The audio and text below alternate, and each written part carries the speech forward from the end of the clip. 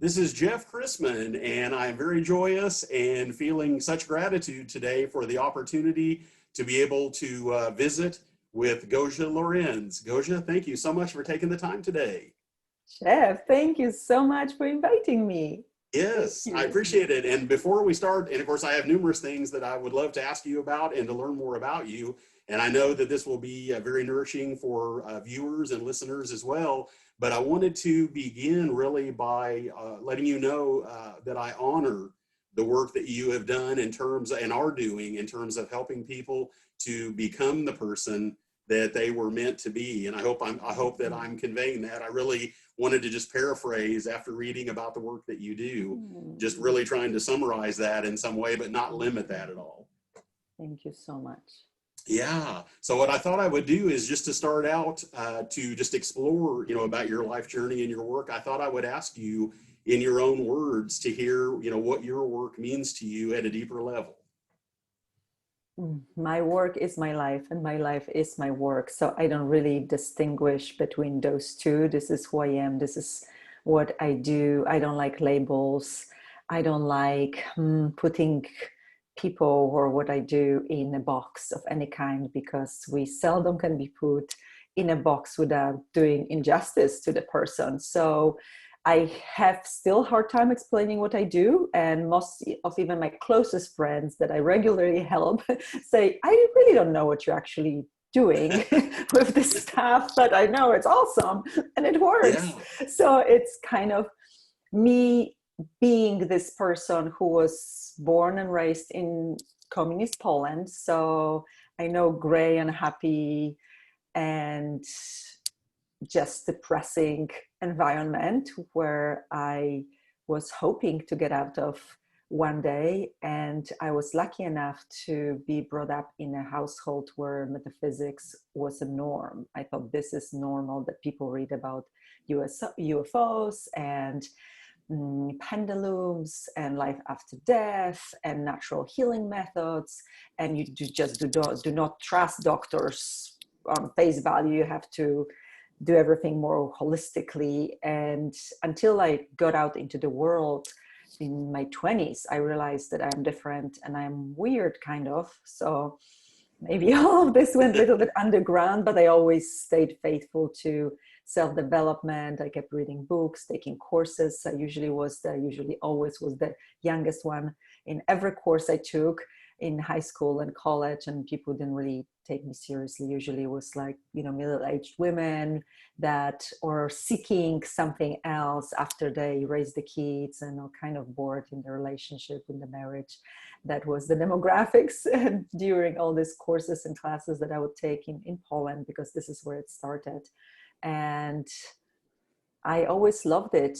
When I came to America in 2003, I decided that this is going to be my path and I will no longer work in my profession, which is tourism. I will shift full gears into metaphysics and spirituality and helping people and contributing to the world in an energetic way. And I did, I had kids and marriage that ended. But I always remained faithful to just growing inside as a person and seeing the world in a very, very different way. Yeah, that's beautiful. And I really appreciate you sharing that. And of course, it because I really would like to understand more just about what it was like for you to start to have experience in terms of being, of actually experiencing, being in a household where, where metaphysics and the just being immersed in that to a certain degree. So I wanted to get some sense, was this actually at a point in your childhood? Just wanted to get some sense of when exactly that, that exposure started for you. Yes, I actually, my dad would make me read books about dowsing, which is called radiesthesia officially. And I did not understand anything and I couldn't go play until I read this weird, strange books about very mysterious things for me. And I was running around with the pendulum, and every year we would do things to bring things from the nature to the household to improve the energy in it.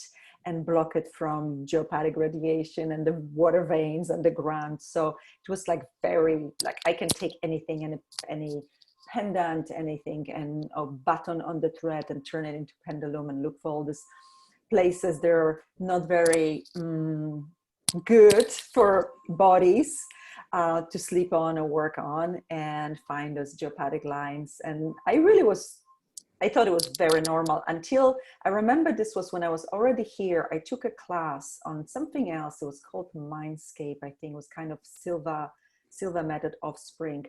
And the instructor, who was from Malta, from the island of Malta in the Mediterranean, he was also a very well-known instructor in sacred geometry. And we started talking, and I was talking about things that were just normal for me. I said, you know, I never met anyone who knew so much about dowsing and pendulums and this whole world like you as a layperson, not doing a profession. I was like, really, isn't it just a normal thing? He's like, no, nobody knows about these things. Why don't you just start teaching about this? I'm like, me teaching? What are you talking? He's like, yes, you should start teaching. And actually, I developed and created wonderful courses for beginners and advanced people to teach them how to douse for everything. And that was years and years ago. And that was my actual beginning of teaching and being in a group of people using what I already naturally knew. And then I evolved kind of and stopped using pendulums because I started first using my body as a pendulum. So I wasn't maybe in a grocery aisle with pendulum choosing which bread is best for me and my child. Like a crazy lady, because I did that. And I was like, maybe I should do it more discreetly. And I learned to use my body as a pendulum, which is, maybe listeners know about this. It's called sway test. Your body leans forward for yes, backwards for no. Wonderful tool. You always have it with you. Wherever you go, you can use it, and it works. So then I moved from that to developing more energetic sensitivity, I guess, and awareness where I don't even need to use the body. I just, for yes, the energy lightens up. For no, energy kind of contracts and collapses. So I just look at things, energies, and ask questions, and it's either yes or no. So pendulum is just one of the tools. Dowsing rods are one of the tools that we can use. But the greatest tool we can use is this and our awareness. Yeah, I love that. And I was going to ask you as well, in terms of, you know, metaphysics in Eastern Europe, are those things considered more normal? Or I'm just curious. I know here in the United States, it seems like, and of course I don't want to speak necessarily on behalf of what is considered normal, because I know that everybody has their own definition, but I know here, you know, there's more of these kinds of things in terms of energy, you know, or kind of the, you know, the world of the spirit. And so it seems like here, at least, and I also do want to ask you about what it was like for you to come here and encounter the spiritual community. But I'm just curious, in Eastern Europe, were the things that you were learning, would that be more considered? I mean, would that be part of the culture, or not be outside of the bounds of what people would consider normal? This is a great question. I guess it is part of life, and maybe it's kind of disappearing a little bit now because we became more westernized, but people didn't have access to a lot of things, so they try to do it themselves. And why not use herbs they're growing in the forest or in the garden? Why not use natural materials that are abundantly available and cheaper than something that is not natural? Why not use food as a healing method? And it was more a necessity and lifestyle than anything else. And also those traditions, like my grandmother was supposedly a medicine woman in a village that everybody would come to and get recipes for things. And she was a wonderful person who passed away when I was 18, but she always said, oh, don't play with that, child. It's a burden. It's a burden. Don't go this way.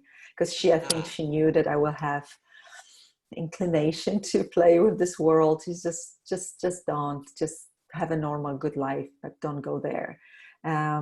She didn't stop me. She became my best friend after she died in spirit. And yes, I think it's normal. Even when you don't go to the doctor, I I remember when I was slightly anemic, I went to the doctor, and the doctor told me, instead of doing this or that, it's like, hey, get some beets and marinate them and drink the juice every day. You're gonna cure your body and be non-anemic in a Yeah. very fast time. I was like, doctor just said it. Cool. Now, I was going to say that's very interesting. I really had no idea, and so I'm finding this incredibly interesting. The other side of this too, I know at least, and I don't want to say I know for sure, but just at least as far as what I've studied in the United States and in the Western world, it seems like the awakening to what I guess you referred to here as New Age spirituality, and I think it seems like if I read that there was some widespread acceptance of that in some places in Europe. I'm just not exactly sure where. But it seems like here in the United States, at least, what they call New Age spirituality is probably, it appears to me, a lot more of a recent development. And I'm getting the sense that, and I know here you have a lot of what they call the indigenous medicine traditions, but that is really something that really feels like it's apart from the modern Western, scientific and Yes. the approach that's used in what they call modern medicine. So this Yeah. is very interesting to hear that these are traditions that they go back a good number of years. It's very interesting. Yes. Isn't it interesting? Like we go full cycle. It's indigenous ways of being, old ways of being. Then we go into the modern and attractive and new and better. And then like, maybe there's something to this traditional ways. And maybe we can try to copy this natural remedy and produce it on larger scale. And this is all medicine was invented like this. They tried to copy and duplicate something that Mama Nature already created. And they Yeah. try to mass produce it. So why not merge those worlds? Why always live in a division? Why always have this separation of ways? I think we can, if we would, I always believed and hoped that one day we will merge those worlds of natural, holistic, that's the way that always has been for humanity, and the modern. Why not get the best out of all the worlds? People get so polarized, and this is good, this is bad, this is right, this is wrong. No, what if we just merge and use it? Yeah. Oh, absolutely. And it's so interesting to me that I feel like I've run into so many people here over the years. I've been on, I guess, what you'd call the spiritual path, or, whatever you would call that, for almost 30 years. And it's amazing how many people I meet here in the United States that really don't have any level of comfort with these things at all. And this seems very, like otherworldly in a lot of ways, and so that's what I was going to ask you. Just in terms of, it would be very interesting to hear more about what it was like for you to come to the United States, and having a background and growing up in some of these traditions, and just getting a sense of what things look like here to you, speaking energetically, and how people live, in the life of the spirit, so to speak. So long time ago. I think I developed really quickly kind of navigation system. Who can I talk to and who can I open up to? And I learned very well to be normal and have a small talk and pretend Oh, I that I'm definitely just understand. a regular person. But then at some point I said, why am I doing this? Maybe I can be a contribution. And I started inserting little things, just like, you can just accept that, or why hold on to the past? Is it really serving you in any way? And just sometimes this one little droplet, one little seed can grow into something bigger. And I realized that everyone, and that at the end of the day, everyone just wants to be happy, wants to be Yeah. well, wants to be healthy, wants to love and be loved. Very basic stuff, nothing sophisticated. The millions might go away, cars and fame, but if you're sick, so what? You have millions. If you're unhappy, so what? You have all of that.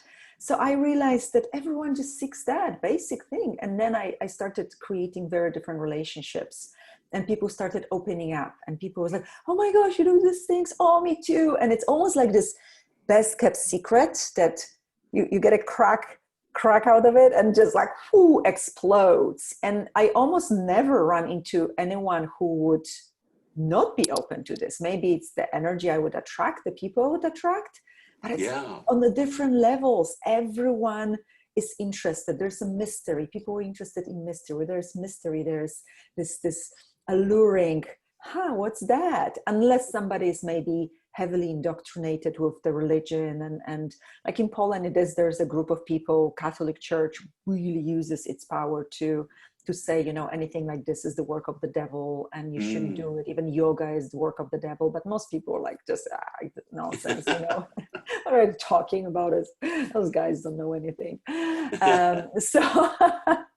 So here, I think people are beautiful and people are wonderful and people are now more than ever seeking discomfort inside, because so many people walking around like shells, and like I call them zombies. It's not very nice, but they're like alive but not really dead, but not really alive.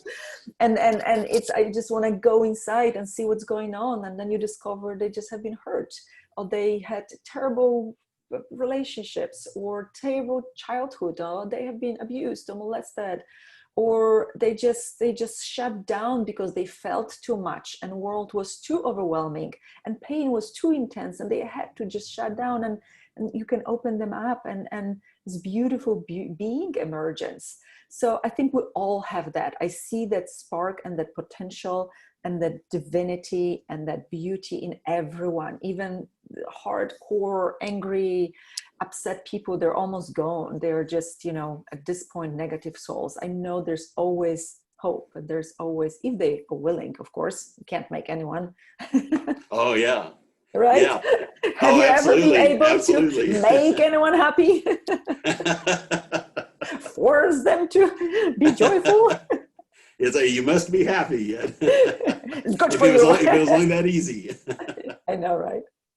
And I'm curious too, did you find in some ways that having a background in, unless I'm mistaken, I'm getting the sense that you tend to, when you encounter people, is it really that you are feeling their energy, or that you're seeing things that maybe even they don't see necessarily? That's kind of what I've been feeling this intuitively since you've been talking. When you encounter someone and start talking with them, even if you're not formally working with them, do you tend to see things about them that there's, or you see potential that maybe that in some cases they can't even see, or can't see it yet?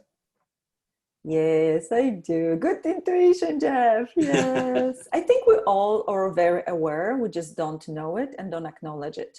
Once I learned that I actually feel bodies and feel people in my body, in my being, that took away a lot of issues, problems, anxiety, because sometimes I would like, why can't I just talk to this person? Why I always feel so strange when I talk to them? I actually don't really like them. But when I started looking at the energy, I said, is this that I don't like them or they don't like themselves? And it was always them. Is this me that feels strange, or they just are very strange and they feel strange and they feel like they don't fit into the world? And it was always whatever question I would ask. I always ask questions and read energy of the question. This is how I work. So it's just question, and just reading. And I realized, I just am aware of their inside. This person is angry. This person is annoyed. This person is sad. This person is in pain. And that, first of all, took me out of equation as the effect of more like, I'm just being aware. Thank you, body, for the information, because my body is just immediately giving me the information. I usually feel very shut down hearts. And it's almost no one that I meet that has really open, beautiful heart. Even if they're like, there's light in the heart and love, and they're loving and beautiful, there's this layers, or there's this little shells, or little compartments where they tucked away something. They didn't process something. And it's very interesting to feel into it and kind of unravel it if I work with the person. But I learned to be able to talk, to be present, and not really, I guess I start shifting and moving things when something is really intense, because I usually start shaking, my body start processing energy, or they tell me about something and I just like go into this, it looks very strange, but I can't control it. So yeah. I stopped. I always tell, it's just energy moving, and I guess my body is doing something, and they usually feel better after that. So nobody minds. But I remember a situation, I was standing with a group of friends, it was parents at the school, of my ski school, and I was like, suddenly just like blurred out, my hip hurts. Who has problem with the hip? And the lady in front of me, she said, "Oh, I was born with like crooked hip, and I'm in pain." Oh, wow. My whole life, this hip, and it was like a mirror reflection. So it was right side and it was her left side. And everybody just looked at me, but I didn't even think about it. I just said it in front of grown-ups and people that might judge me as crazy, but everybody was like, wow, how did you know? I was like, I don't know. The moment I started talking to you guys, my hips started hurting, and I have no problem with my hips. So why would it hurt? So from now on, I started paying attention. If something starts hurting or being tense, or something happens in body, the moment I connect with someone, sometimes it's as fast as reading someone's text. I know immediately, do they have entities? Do they have, problems? They're intense. Like immediately it's just this download of information. It's quite unpleasant sometimes, but it's just information. So I don't make a, big deal out of it. But I think we all have that. If I can develop this muscle, because it's a muscle, if you go to the gym once, nothing will happen. If you do it regularly, you might get a six-pack. That's really awesome, right? Oh, yeah. So it's like if we develop, because we have it, we are born with this. We came here with all these muscles, energetic muscles, psychic muscles. We all have it. It's not like somebody's better or somebody's not. I just took time to train myself, to pay attention to this, spend hundreds of thousands of dollars on different classes and courses in the past, because I wanted to know, I wanted to learn, but nothing prepared me better for all of this than just practice and teaching and practice and sessions and practice. At some point I was traveling twice a month internationally, teaching classes like all over the world, everywhere. Oh, wow. I would go to like south of Brazil for a weekend and come back and arrive, teach the class, and go from the class back to the airport, because I had family and I had to be back. But I was just committed to teaching, to contributing, to facilitating people and showing them that they have it. They have it. All these muscles are there. They just have to practice them. And I haven't met anyone who couldn't do this work. I haven't met anyone who couldn't sense energies. I haven't met anyone who couldn't tap into things and get the information. It's just a matter of choice. Yeah, I love that. I really do. And I was going to ask as well, and this is something that's just kind of coming up as well, thinking about, when you first came here, do you think that in some ways, did you experience that in terms of just speaking about energy itself? In other words, is that really almost in some ways, as far as human, as far as humans' innate energy, is there something about that actually even is in some ways separate from language, different languages, different cultures, different life ways, so to speak? I'm just wondering if there, in some ways, when you come into a new place, and there's a different culture and people maybe relate just in different ways locally where they are, is there some aspect of this that's at a different level of consciousness that you can relate to people no matter, where you are or where you've come from? I don't know if this makes sense or not. It's just kind of coming up. Yes, it actually does. I see the big question and big like this. Yes, energy is the first language for everyone. Since we're born, we just don't develop this language usually. So energy never lies. People lie, energy doesn't lie. So when somebody tells me things and everything and sounds wonderful, but everything in me starts collapsing and closing down and my body just goes like this, I know they're lying. And I trust that way more than that. So I learned to trust it, because too many times I was correct, because I didn't want to believe that this person would lie, or I wouldn't believe this person would say something like this or do something like this, because I am very naive and very gullible, and I trust everyone and I believe everybody's good, which is not always the case, right? People choose to be nasty and mean sometimes. Oh, yeah. So I learned to trust that energy, and traveling, because I did travel a lot. This is my 7th country. I traveled so much, and I worked as a tourist guide in different places.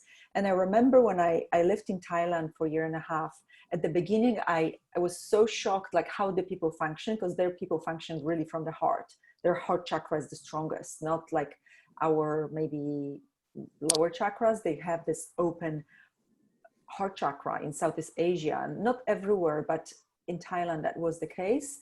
And I realized that they do come from kindness. They do come, and it's cultural, because as Buddhists, they want to do good deeds, and they want to gather up as many good deeds as possible. So they they evolve on the wheel of karma, and they don't create bad karma. So they get out of their way to help. You ask them for directions, the whole family will come with you, make sure you make it to the bus station and get on the right bus. So it's like very different way of functioning. Here, I think we lost a little bit of that because people kind of are living their lives and, you know, driving the car into the garage, close the garage, get into the house, drive out of the garage. The community is lost. It takes a village to raise a child is lost. The ways of, you know, like if you just stop by someone and knock on the door, everybody's like in panic. And why would you do that? Why didn't you make an appointment 2 weeks ahead of time? Well, maybe I run out of sugar. Why don't you? Like I grew up with this where like, you have an egg? I run out of flour making a cake. Sure, here. The door was always in and out, people in and out. Nobody questioned it. Nobody thought it was weird unless they like stayed for 5 hours talking. Sometimes, you know, but it was like very open melting of everything, and everybody helped each other. And somebody called at one, hey, my car broke, I really need to get there. My dad would get up and go and help, and it was never any issue with that. Here it's more like, is it appropriate? Can I do it? What time is it? Can I call? Ooh, I didn't really make an appointment. So it's very, I think people became more structuralized. It's like we lost the spirit, the soul, the heart, the goodness in many ways. And it's maybe emerging now. Corona really helped that. Oh yeah. Yeah. I really think we had to go inside with the pandemic, and people had to take a hard look at themselves, even if it wasn't pretty. So it's a blessing for me, even though it's not looking good at all. But for so many lives, I think it is gonna be a reawakening or awakening or process of becoming more compassionate and empathetic, and just more immersed with the whole world, because you can't turn a blind eye when so many people are dying and so many people are suffering and so many people are in need. When it happens somewhere in Afghanistan, who cares, right? It's on the news. You don't feel it. But if you go there and you actually see, and or you know someone from that country, you feel connected. So I think maybe me living in so many countries added that level of connection to the world. I feel more a citizen of the world than, you know, Polish or American now or anything else. It's more like we are global. We are just inhabitants of this beautiful planet. We're not divided. It's all fake, all these countries and owning a land. It's all just our kind of little invention. It's not real, but we all agree to the standards and we all agree that this is real. It's not. This is my land. I'm claiming it as my land and my country. Says who? Oh yeah. You know? And I guess that's a relatively recent development. It seems like when I read or I studied history that just the whole concept of countries and the, you know, putting borders, and I mean, just in terms of speaking about human history, it sounds like it's a relatively recent, you know, in the long run, it's a relatively recent development. I mean, I know it didn't happen yesterday, but you know, it is in terms of looking at the whole span of human history. It sounds like it is something that is just relatively recent, you know, relatively speaking. And maybe we'll come back to oneness. I hope so. We come back to oneness and realize we are oneness and we are not. We're individualized. I know we individualized expression of the same energy, yet oneness is real. We cannot escape it. If we kick and scream and don't want to experience it, then we hurt, or we have to die. We just really, really unhappy. So why not just owning it and claiming it? Now more than ever, the country is divided, the world is divided. This is the time when we have to unite. It's not, you know, somebody wants us to be divided so we can be conquered and controlled, rather than unite and rise together. And I'm watching it just with fascination, what's evolving in the world, and tears very often, and sadness, but also gratitude that we had to be awakened because we're going downhill as humanity. Ooh.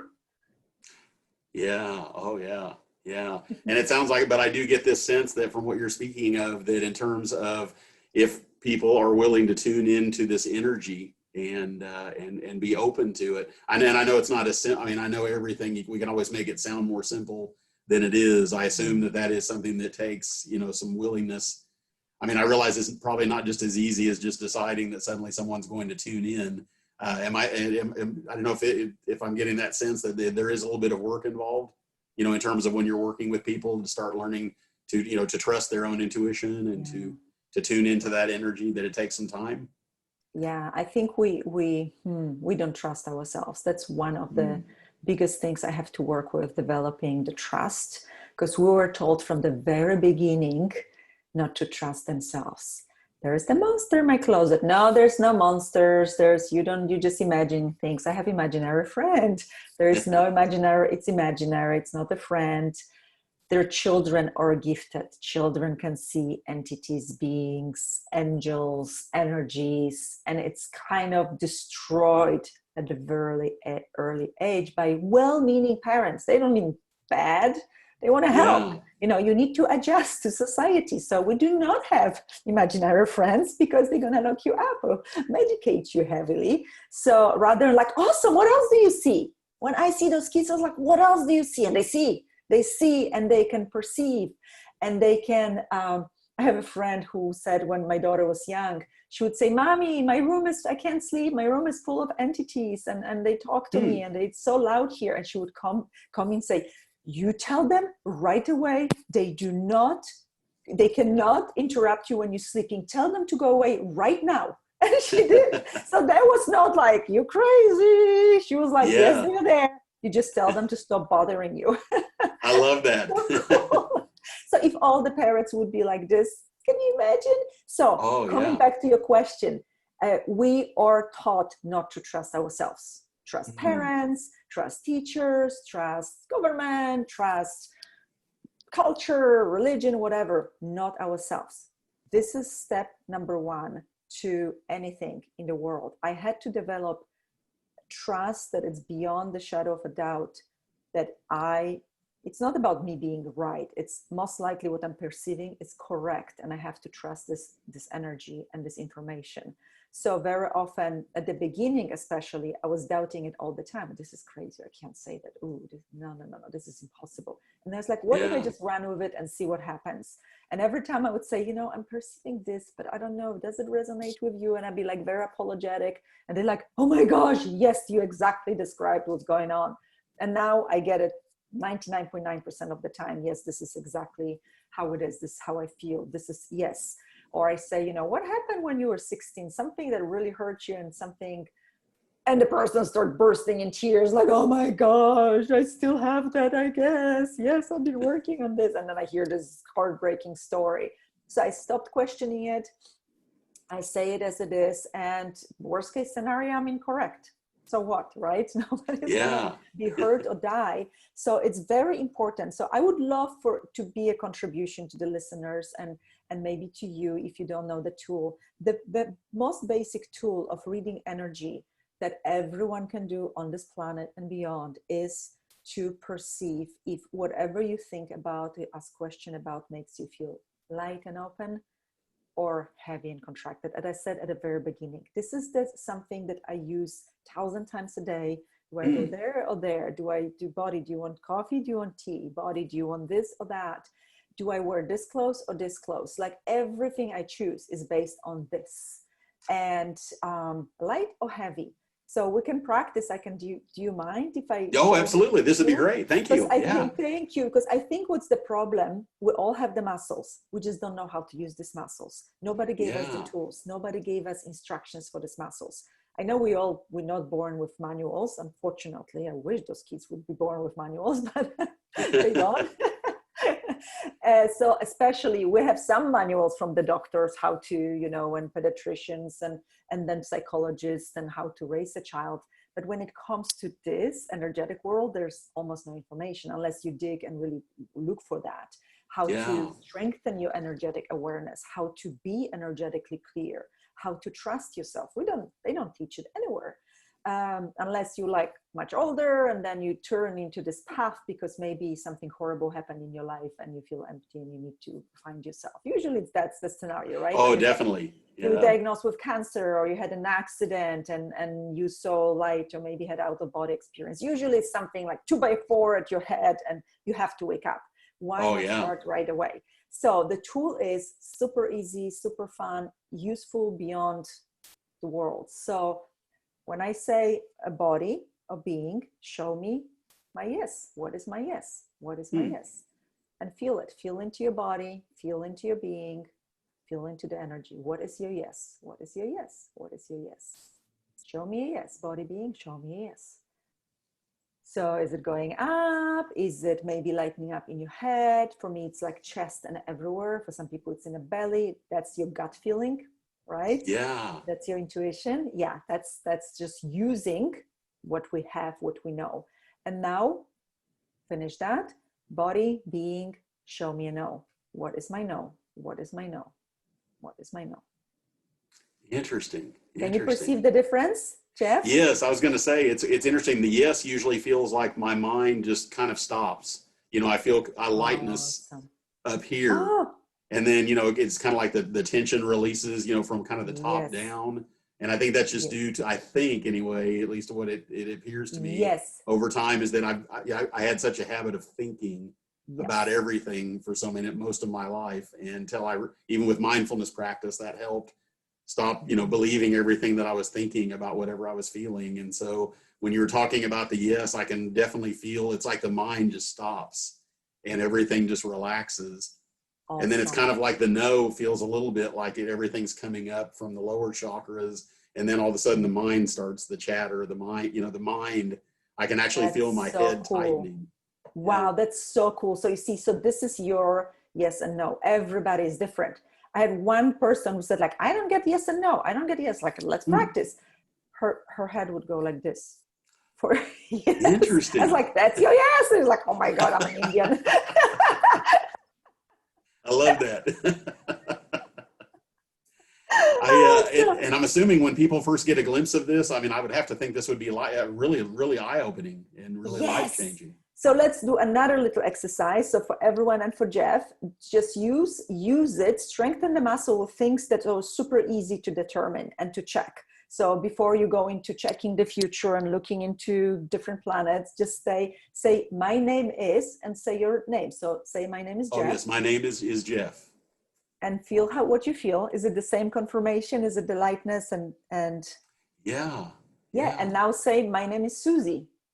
My name is Susie. Yeah, because immediately the mind starts thinking about how that's that I know that I believe that that's not the truth, and then the tension starts. Yeah, so I would practice more, because now you went into the mind, but also feel really dropped your attention all the way to your toes, and just see forever, here was tightening, you said, and went up and went into the head. So for thinking people, reading energy can be really difficult at the beginning, because they so rely on the head, they so rely on the mind. And interestingly enough, we think our thoughts are true, but first of all, we're very psychic. So if you're surrounded by many people and many thinking heads, guess what? It's like radio waves. So you're just picking up on probably 10,000 thoughts of people around you, because everybody's thinking all the time. I say, you're thinking. Stop thinking, okay? Oh, yeah. So when you start thinking, when you're in the nature, is your head as busy or not? When you're alone in the forest? Oh, actually, very much not. Actually, it's, things are definitely a lot lighter and not thinking, really. Why? Yeah. Because there's no thinking heads.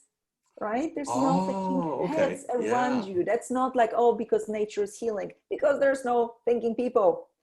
So also there's no hurting bodies. There's no insanity. There's no meds and whatever people do, this is all we constantly emit and constantly receive information. Our body is the biggest sensory organ. This is our body. Our brain can sense things. It's like a radio station. You turn on the radio and it's on, receives. We're always on every waking hour. So that's information for the busy heads. When you think a lot, I used to be like this. Now I'm super blonde, there's nothing in this head very often. I train that. Yeah. What are you talking to me? Oh, there's a thought. Yep. There's a thought. Might be mine, but maybe not. So I learned, and I kept saying, return to sender or return to rightful owner. So when you start getting busy or maybe obsess about something, I realized like when I was obsessing about something or like almost was on the loop, or even like a song, or even like what something said, and I have conversations in my head, I started, okay, is this actually me, or am I aware of this person? Am I thinking about this person, or is this person thinking about me? So again, by energy, me thinking about the person, heavy. Is this person thinking about me? Light. Is like, oh, so I'm actually receiving their thoughts about me, no matter what the thoughts were. And Yeah. I think I'm thinking about them. So we're going ping pong, because then I'm thinking about this person and they think even more about you, right? So you go Interesting. into Yeah. the thinking ping pong. So it's very important to just like return it to sender, return it to sender. So it's okay if you just like friends thinking about each other, but imagine you tap into, let's say, poverty consciousness or fear of people. Yeah. When you start, we almost like start aligning with those energies, with those thoughts. So let's say you tap into someone's like big fear, like fearfulness, and they like scared of everything and really scared of now what's going on, and they just living fear, breathing fear. And you start feeling scared, like what if this happens? And you start going, you start going, you start going. Stop and ask, okay, is this actually mine? Because the moment you start resonating with the fear, it's almost like you tune into the station, radio station, to the fear station, and this is all you can receive. Now you only can receive that. You cannot receive joy and happiness and love, because you're going to only receive information about fear. So we become attached to something that's called morphogenetic field or matrix of people that are scared, which is millions upon millions of people. Do you want to be connected to that? Or you want to be connected to happy people, right? Or universe, or the source, whatever you want to be connected to, or God. So it's very important to stay aware and present. So we can't develop this energetic clarity and trust when we immerse, when we're swimming in a soup of everyone thinking and fearing something and being upset or angry or anxious or whatever people are. So we have to kind of cleanse ourselves, for lack of a better word, from all these things to get clarity. I often, like when I'm on the plane, I would ask like, what is my yes right now? What is my no right now? It wouldn't be as expanded and as big at all, because I'm surrounded by 200 people or 300 people, right? So then I first test this. It's like, okay, my yes is like, and my no is like, so it's not really, and it's like, so I have to, take this into consideration. Another aspect is, which is a huge subject, and I don't know if you want to go there, is that we're surrounded not only by thinking heads, we're also surrounded by energetic beings that don't have bodies anymore, which is either dead people or other beings, right? So they think too. They still think. Oh, yeah. They still think. So now you're not only bombarded with people, you're bombarded with entities and people that have capacities with entities, which is a lot of people. They might be effect of this awareness of entities that hasn't been acknowledged or discovered or worked with in any way. So, mental hospitals are full of people that are just uber aware of the spirit world. And they think they're crazy because they hear voices. Yes, the voices are real. They just hear entities chatting away, which they always do. And they think they hear voices and they get diagnosed, rather than like amazing, brilliant minds with amazing capacities. They get considered crazy and they need to get on medications to silence the voices. This is our society right now. And I work with so many people that feel so relieved knowing that they're just aware of entities and they can make the voices go away, or they just push them, tell them, or deal with them, or clear them. And it's a huge subject, and there's so much misinformation about that, and there's such lack of education in this regard. And it's not weird, it's not crazy, it's just what is. We are equipped to hear things, we're equipped to perceive things, to be aware of things, and we're not crazy for doing that. We know we're actually awesome and aware and brilliant.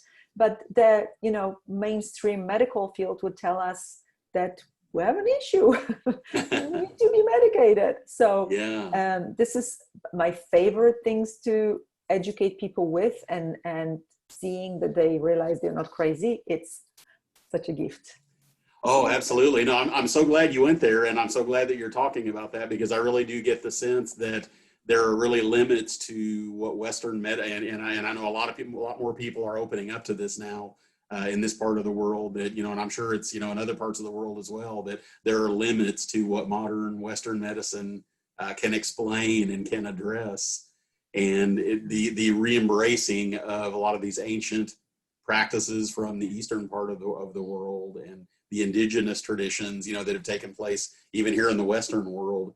It seems like, especially like with plant medicine, there's all of these new rediscovering, things that aren't new, but yet they're new to so many people. Yeah, it's very interesting. And look why they're doing, because they want to go within, right? They want to touch the mysterious and I always laugh at the word supernatural. Supernatural. It's supernatural, which means very natural. It's very natural for us. Yeah. Right? But we made it weird and mystic and only for I don't like when people think it's like only for the chosen ones, and you have to be a shaman to touch those worlds, or you have to be specially trained. Of course, training helps, or practice helps, because then you can practice. Like, if you want to be a great cook, you need to practice. If you want to make a good meal, it's the same, like with everything else. But it's really for everyone. And I'm so glad and grateful that people are turning into plant medicine and into, meditation. Look, like yoga is so normal now. It's not just for the weirdos out there.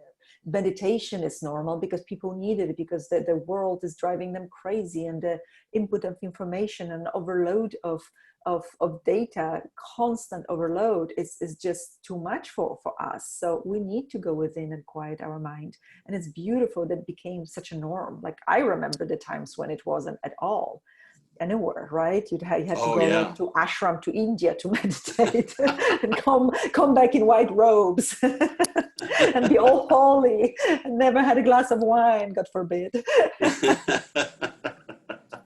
And it is, and it's amazing to think that, so many people, like here, like in the mid late 60s, it seems like things here just completely, of course, I was very little at that time, and have had the opportunity to read about that and talk to people who were older at the time. But it's just amazing that shift really feels like it started. And I know interestingly enough, there were some people here in the Western world that even in the late 1800s, early 1900s, but that was so very, what's the word I'm trying to use, so rare.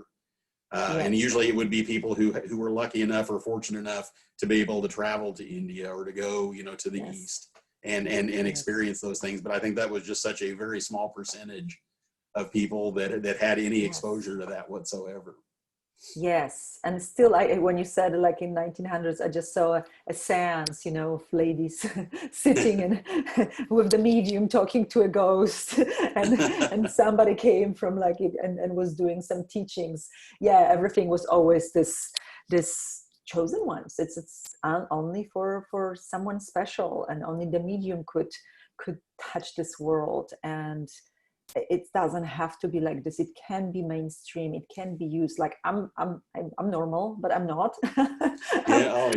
I'm right there with you. I'm completely out there, and I can talk aliens and implants and crazy stuff, and yet I still cook and clean, right? So we can merge all of this and be a normal, adjusted person who knows about this beautiful wealth of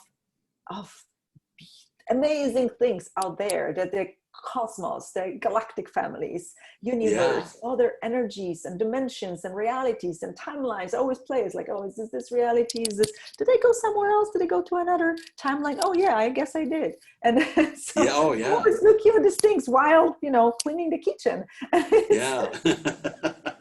Do you think in some ways maybe that's been one of the bigger shifts, is to realize that, it's when people thought maybe that they had something that other people didn't in terms of this, this access to these levels of consciousness, that it is almost in some ways, that people can be more, it's just a matter of choosing to be empowered, that everybody has that divine in them, and that they have that divine gift, and that we all come from the same, we all are the same thing, and realizing that it's accessible to everyone. Yes, 1000%, Jeff, 1000%. It's we all do. And I just realized, and I know it, and I knew it, like when you talked about it, it was all about I guess, control. Like even the priests and priestesses of some Yeah. mystic schools, and they possess something that others do not possess. What does it give you? Power. It's all about Oh, power yeah. over. It's not power to empower. It's not power to open up. It's not power to educate. It's power to power over and control and dominate very often. So I just realized that your humanity is going back to something that has been corrupted from the beginning, because even ancient Egypt, when you look, all the kingdoms, there was always somebody ruling, somebody controlling. But if it's a king or a president, yes, they control. But I think that the spiritual leaders controlled in a very different way. And there's a Yeah. level of corruption that occurs in center level very often. Like they start off really clean and clear and with beautiful intentions. And then at some level, it gets corrupted. And it's used very often to abuse, to exploit. And I've seen it in many organizations throughout the history. So there is somewhere the inclination for us to go there. And I don't know where I'm going with this, but I guess knowing this, we can maybe prevent that from happening. And if we empower everyone, this is what I do, I empower people to know that they can, that they're capable. And we can prevent that, because next time somebody is trying to control people through the mystic or through special powers, like, no, we're not going there. I can do it too. Yeah. Come on. I can do it too. Oh yeah, absolutely, absolutely. And that, to me, that is just, yeah, that's so powerful, and it's so what's the word I'm trying to use here? It's enlightening, but it's also so empowering to know that people have this opportunity to that they're already equipped with these things. Do you find that some cases, people that you work with, is it a surprise for them? I know sometimes the fear is that I really open up to these higher levels of consciousness, and I open up to this energy, that the fear is maybe I can't keep it together on this physical plane. In other words, making sure that the errands, is there sometimes, do you find that people have fears about that if they really open themselves up to this higher consciousness and this energy, that maybe they can't keep it together here in the physical? In other words, running the errands, taking care of kids, doing their work, and, things like that. It's very interesting that I know it exists a lot, yet these people somehow don't find me. It's usually the ones that are dedicated, that know that is possible already, and also ones that have clarity, like, okay, I'm doing all my work, yet something is stopping me, something in here, or something, there's something that I cannot break through. And then we explore that something and we clear that something. So it's usually people already committed to their work if they find me, because I really don't advertise myself almost at all. And I'm not very active anywhere, and I'm not creating a big business like so many amazing people out there. I somehow, I'm very, quiet hermit, and somebody finds me like you. I don't even know how it happened. I never asked you. I'm really, really grateful, and I will share everything I know with people, but Yeah. I'm not like the driven, business mind. So I guess if somebody already finds me somehow through somewhere, then they already want to work with me and they want to be committed. But I know this is a big, big, big obstacle for people that, they think it's either or, because they are in the either or universe. Yeah. It's not either or universe. It's this and this and this and this, Oh, because then you start adding, then you like just, whoa, the abundance keeps coming of everything. And with those tools, you almost like a superwoman or Superman, because you think a situation like life slammed you and really difficult, something happened or something horrible happened. I don't even know how would I survive without these tools. Like so many times in my life when terrible things were happening, like with the tools, I just start, okay, calm myself down, make sure I'm in my body, make sure there's nothing lurking dark in and around me to affect me, because it's so easy to get affected by demonic energies, dark energies, lower vibrational energies, when you're upset, when you're sad, when you're in shock, when you're in trauma, when you're intoxicated in any way. It's so easy. It's like they're always lurking. They're always there. So it's like So I have to make sure, and then I look at the situation. Can I, I always like, what is this? Can I do something about that? Can I change it energetically? And I learned to change things energetically that usually unfold differently later on in physical world, because energy is first. When you change something energetically, then the physical world will respond. Any invention out there, it's first conceived here. First is energy, idea that usually came from somewhere because we connected. And then you conceive it, you create it, you generate it, and bring it into physical world. So if something is already out there, that means there's a lot of energies creating this. So I can look at the energies and I can change something. Sometimes I go to the very seed, very beginning of that situation when it got created, to the source, and I can change it. It's just literally just how people ask how. You just do it. You just change. You just turn. You just like undo it. Like open the jar and just let it unfold. Oh yeah. It's very, the energy work is very easy because it's so easy. People are suspicious, I guess, because they think it has to be difficult and hard work, but it's not. It's just like it's almost like popping a bubble that makes, the bubble machine makes. It's just like boop, and it goes. This is all it takes. It doesn't have to be really hard work and effort. So it's very easy to change energy, and we all can do it. It's just that we don't believe that we can. Yeah. Well, I was going to say, and this is really so, it's so nourishing to hear this, that I get this sense that this isn't something, it's not something that you're asking people to do, that in other words, if this is something they want to do, that this is practice that you do as well. I'm really getting that sense that this is even, and I was going to ask, in light of that, just in terms of during the time of the pandemic, what this has been like for you, and how your own practice has helped you, go through this time just as an energy being. It's been very interesting, very intense. As I said, I ask questions, and I realized that I'm working sometimes on a larger area. Like when I feel really strange or really off, like what's going on? What's really is going on here? Am I aware of something? So my questions are like, am I aware of something? Yes. Is this something happening in my family somewhere in Poland? No. Is something happening in the world? Kind of. Okay. It's energies like this. Am I working on something? Yes. Okay. What am I working on? Am I working on people, on collective consciousness? Am I working on the earth? Am I working with, and I find out the craziest things. And I know it's now, I trust that because I trust it.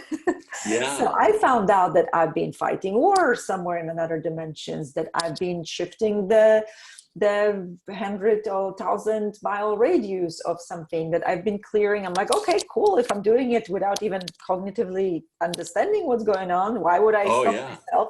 I just feel off for a little bit, or maybe I go to sleep earlier.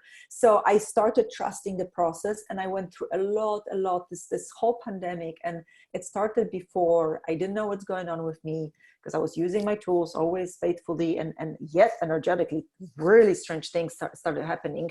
And I had to, read more and like, what is really happening? What is going on with me? Am I going crazy? Am I losing it? What is going on?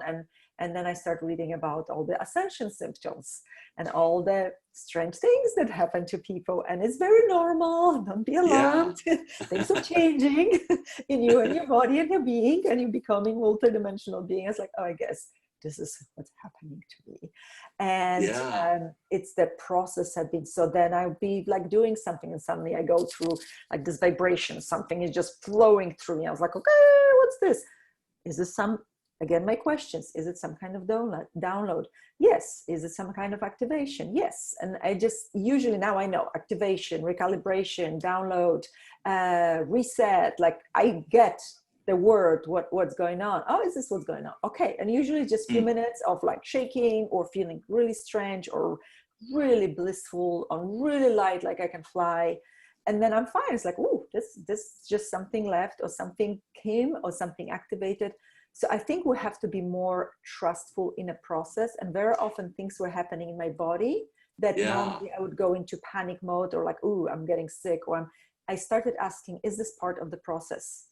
And it was always, Jeff was always a yes, no matter if it was like sharp pain, or I feel just strange, or I'm getting sick, or I have a headache. Is this part of the process? Yes. So I Yeah. started just being okay with the process, not really knowing what the process really is. It's like, okay, whatever I need to go, because it will happen organically if you like it or not. So you can resist it and make it more difficult, or you Yeah. can just go with the flow and allow it. And then I started having all these energies visiting me, and galactic energies, and beautiful, beautiful beings visiting me, and giving me some messages or information or doing something. And sometimes they were not very beautiful ones that tried to be sneaky and do something to stop me. And I realized that the brighter we start shining as people, the more we come into our power, the more we trust ourselves, the more we show up in the world, the more we might be targeted. And it's not to be feared. It's not like, oh, then I shouldn't. It's more like, you're targeted because you're so awesome and you're so great and you're so powerful, and nothing would try to hit you that you cannot outcreate or overpower with your light and your power. So it's just, you keep going. Even if I'm down for a day or two because something did get me, you know, I had to learn. This was my own process. Nobody can teach me that. This is something Yeah. like everyone has to figure out for themselves. And you will have ups and downs, but they will become more like that. It's always upward movement, even if you have a little ditch here and there, but it's not like, Yeah. woo, like before, right? It's like this. Now it's like kind of like that. Yeah. And it's such a beautiful process. And now I feel like blissed out most of the time. I still get annoyed or irritated at things, but it's so fast and passes, and I calm myself down and then tap into some energy out there. I look at the tree and just like become the energy of the tree, or tap into the earth, and it's just like this dance and flow of this, you know, energy never stops. It always flows. We just Oh, stagnate. yeah. We just like little robots sometimes, you know. But Absolutely. the energy will always go through us, and it would be so beautiful if we just allow. We like to control. That's a problem, I think, don't you think? Yes. Oh, yes. We I like speak to from experience when I say yes. Yeah, I've got a lot of years of experience trying to control everything, without a no, doubt. Yeah. no, I'm not going there. No, this is not happening. No, no, no, no, no. Yeah. We can't control that. Yeah. Oh, We have yeah. to surrender. Like there is a term, spiritual surrender. We just have to Yes. Oh, surrender my and allow goodness. thousands of people awakening, thousands of people or seeing the world with different eyes, thousands of people realizing like maybe what I believed in before wasn't that great thing to believe in, or maybe Yeah. Oh, yeah. it's not for me anymore because I'm in a different place right now. So like it's a crisis. I think there's a spiritual crisis, but also spiritual possibility and an opportunity for everyone. I wish there was more information out there in the mainstream, because you have to, Yeah. Oh, the yeah. information is out there, but you have to dig for it, right? You have to Oh, look. yeah. Absolutely. Yeah. Yeah. If so many, I remember I recorded a video and I was just talking about my experience about that ascension symptoms, that what I discovered about myself, that I was thinking I was getting sick or crazy. And this was, I got so much feedback like never before. Oh my gosh, this is exactly what has been happening to me. Thank you so much. Oh, you gave me hope. And it was a year ago, I think I recorded this on my YouTube channel, and I had no idea. I was just speaking. I was like, I'm going to share, maybe somebody will get something from it. Yeah. And so many people did. So there's lack of information for people that Interesting. what they're going through is actually quite normal, because the earth is shifting, the earth is ascending. Our beautiful mama earth is going into higher vibrations, and Oh, yeah. we have to go with it. We can't run away from it unless Oh, you yeah. die, but then you have to deal with it too somehow. It's not that fun if you have no body and you can't do all these wonderful things you can do with the body. Oh, So absolutely. it's not really a solution if you really want to go for it.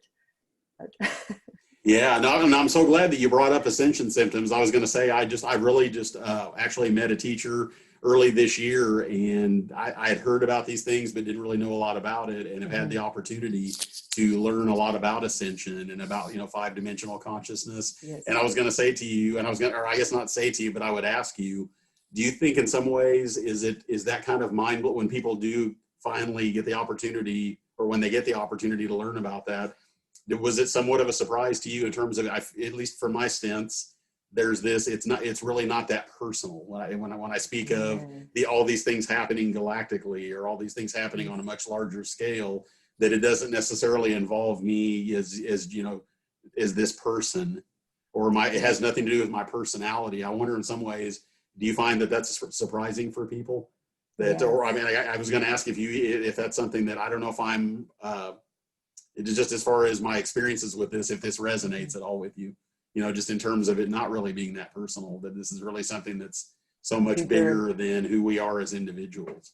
So you get that. I don't know. Right? I could be wrong, but but this is what you experienced. This was your experience, Jeff. That's beautiful. Yeah, I realized too. Like for so many years, I believed many things, hoping that they are true, and trusting that they are true.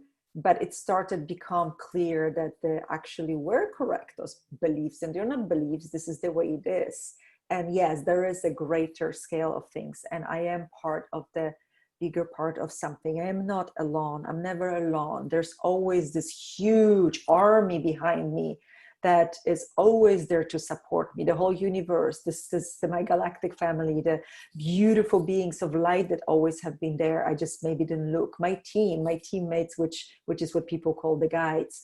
Yeah. And I always worked with them, but somehow I felt often just like lonely on my, like a lone wolf doing my things. And suddenly I became this part of the whole, and that I am a contribution to maybe many, many, many people without even thinking about it or knowing it. Yeah. And all these people contribution to me, and we're all this melting pot.